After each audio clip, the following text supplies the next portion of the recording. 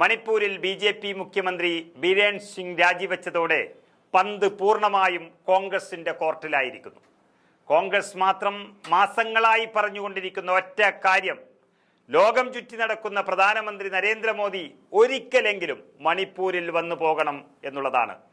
മേത്തേ കുക്കി വിഭാഗത്തിൽപ്പെടുന്ന സഹോദരങ്ങൾ തമ്മിൽ തല്ലിമരിക്കുമ്പോൾ, പച്ചയ്ക്ക് കത്തിക്കുമ്പോൾ അതിനെയൊന്ന് പരിഹരിക്കാൻ മുന്നിൽ നിൽക്കണം എന്നുള്ളൊരു അപേക്ഷയാണ് കോൺഗ്രസ് കാലങ്ങളായി മോദിയോട് ആവശ്യപ്പെട്ടുകൊണ്ടിരിക്കുന്നത്.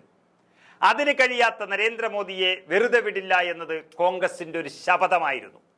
നരേന്ദ്രമോദി പോകാൻ ഭയക്കുന്ന മണിപ്പൂരിലേക്ക് രാഹുൽ ഗാന്ധി ധൈര്യസമേതം ഇറങ്ങിച്ചെന്നത് നമ്മൾ കണ്ടതാണ്. മണിപ്പൂർ സർക്കാരും കേന്ദ്ര ആഭ്യന്തര വകുപ്പും എല്ലാം തന്നെ രാഹുൽ ഗാന്ധിയെ തടയാൻ ശ്രമിച്ചിട്ടും അത് നടന്നിട്ടില്ല. പോകാൻ മടിക്കുന്ന നരേന്ദ്രമോദിയും ഓടിപ്പോകുന്ന രാഹുൽ ഗാന്ധിയും ആരാണ് മണിപ്പൂരിന്റെ നായകൻ എന്നത് മണിപ്പൂരുകാർ തന്നെ തെളിയിച്ചിരിക്കുകയാണ്.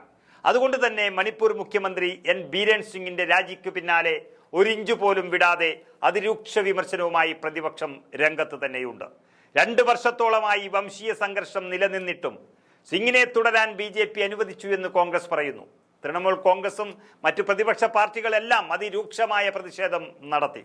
ബിരേൻ സിംഗിന്റെ രാജിയെ വർദ്ധിച്ചു വരുന്ന ജനരോഷം, സുപ്രീം കോടതിയുടെ പരിശോധന, കോൺഗ്രസ് കൊണ്ടുവന്ന അവിശ്വാസ പ്രമേയം എന്നിവയുമായി രാഹുൽ ഗാന്ധി ബന്ധിപ്പിച്ചു.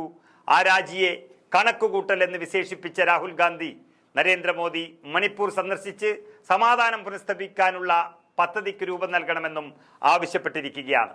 സംസ്ഥാനത്ത് സമാധാനം പുനഃസ്ഥാപിക്കുകയും ജനങ്ങളുടെ മുറിവുണക്കാൻ പ്രവർത്തിക്കുകയും ചെയ്യുക എന്നതാണ് ഏറ്റവും അടിയന്തര മുൻഗണനയെന്നും അദ്ദേഹം ഓർമ്മിപ്പിച്ചു. കുതിര കുതിച്ചതിന് ശേഷം തൊഴുത്തടച്ചിടുന്നത് പോലെയാണ് മണിപ്പൂർ മുഖ്യമന്ത്രിയുടെ രാജിയെന്ന് കോൺഗ്രസ് അധ്യക്ഷൻ മല്ലികാർജുൻ ഖർഗെയും തുറന്നടിച്ചു. 258 പേർ മരിച്ചു. 5600-ലധികം ആയുധങ്ങളും 6.5 ലക്ഷം വെടിയുണ്ടകളും പോലീസിന്റെ ആയുധപ്പുരകളിൽ നിന്ന് കൊള്ളയടിക്കപ്പെട്ടു. 60,000-ലധികം ആളുകളെ മാറ്റിപ്പാർപ്പിച്ചു. ആയിരക്കണക്കിന് ആളുകൾ ഇപ്പോഴും ദുരിതാശ്വാസ ക്യാമ്പുകളിൽ കഴിയാൻ നിർബന്ധിതരാകുന്നു എന്ന ഭയാനകമായ സ്ഥിതിവിവര കണക്കുകൾ കോൺഗ്രസ് നിരത്തുകയാണ്.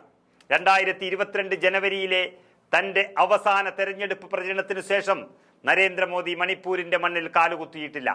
അതിനിടയിൽ നിരവധി വിദേശ രാജ്യങ്ങൾ സന്ദർശിക്കാൻ അദ്ദേഹത്തിന് സമയമുണ്ടായിട്ടും സ്വന്തം മണിപ്പൂരിലേക്ക് വരാൻ സമയം കിട്ടിയില്ലെന്നും കോൺഗ്രസ് അധ്യക്ഷൻ പരിഹസിക്കുകയാണ്. 648 ദിവസത്തെ നാണം കെട്ട ധിക്കാരത്തിന് ശേഷം ബിരേൻ സിംഗ് എന്ന മുഖ്യമന്ത്രി ഒടുവിൽ അവിശ്വാസം നഷ്ടപ്പെടുന്നതിന് തൊട്ടു മുൻപ് രാജിവെച്ചു. മണിപ്പൂരിന്റെ നിലനിൽപ്പിലേക്കും ജനങ്ങളുടെ ദുരവസ്ഥയിലേക്കും ഉണർന്നിരിക്കാനുള്ള കേന്ദ്ര സർക്കാരിന്റെ ആദ്യ ചുവടുവയ്പ്പാണിതെന്നും പ്രതിപക്ഷം തുറന്നടിച്ചു. പ്രതിസന്ധിയുടെ ഉത്തരവാദിത്തം ഏറ്റെടുത്ത് ആഭ്യന്തരമന്ത്രി അമിത്ഷാ രാജിവെക്കണമെന്ന് കോൺഗ്രസ് ആവശ്യപ്പെട്ടുകൊണ്ടേയിരിക്കുന്നു. മണിപ്പൂർ വിഷയത്തിന്റെ പശ്ചാത്തലത്തിൽ മുൻ മണിപ്പൂർ മുഖ്യമന്ത്രി ബിരേൻ സിംഗ് പാവമാത്രമായിരുന്നു. മണിപ്പൂരിലെ മുഴുവൻ പ്രശ്നങ്ങളും പ്രധാനമന്ത്രി ആഭ്യന്തരമന്ത്രിയെ ഏൽപ്പിച്ചിരുന്നുവെന്നും അതുകൊണ്ട് തന്നെ ആഭ്യന്തരമന്ത്രി അമിത്ഷാ രാജിവെക്കേണ്ടതെന്നും കോൺഗ്രസ് പറയുകയാണ്. ഏതായാലും കോൺഗ്രസ് ബി.ജെ.പി. മുഖ്യമന്ത്രിയെ രാജിവെപ്പിച്ചു. ഇനി നരേന്ദ്രമോദിയെ മണിപ്പൂരിലെത്തിക്കുക തന്നെ ചെയ്യും, അല്ലെങ്കിൽ ബി.ജെ.പി. വീണ്ടും നാണം കെടും. അതിനായി ഇറങ്ങിപ്പുറപ്പെട്ടിരിക്കുകയാണ് രാഹുൽ ഗാന്ധി.